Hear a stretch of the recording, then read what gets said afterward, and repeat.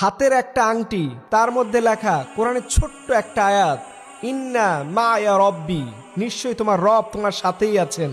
এই কোরআনের আয়াতটা দিয়ে প্রমাণিত হয় আয়াতুল্লাহ আলী খামিনি কতটা আল্লাহর উপরে ভরসাশীল মানুষ ছিলেন।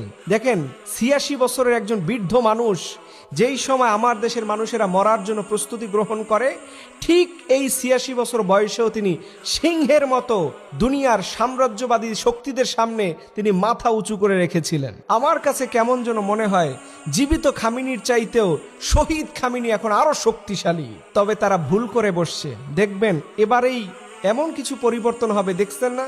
পুরো মধ্যপ্রাচ্যের জালিমদের সাম্রাজ্যবাদীদের যে স্টেটগুলো আছে অলরেডি কিন্তু তামা করে দেওয়া হচ্ছে।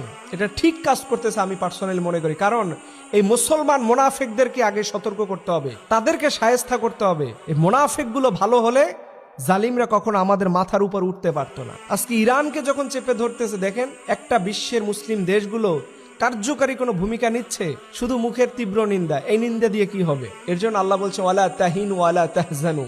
তারা ঠিকই কোরআনের আয়াত ফলো করে। আজকে দেখলাম বাংলাদেশের অনেক বড় বড় আলেমরা খামিনিকে বিচারের কাঠগড়ায় দাঁড় করাইতেছে।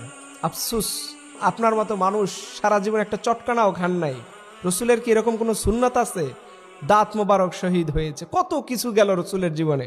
আপনি তার ওয়ারিস, আপনার কিছু হয় না। আর খামিনিরা তো আকীদা খারাপ, তাই ওদেরকে জালিমরা চিনে ফেলছে। আপনারা জালিমরা বন্ধু মনে করে। মনে রাখবেন, কাফেররা যখন আপনাকে বন্ধু মনে করবে তখন আপনার ভিতরে ঝামেলা আছে।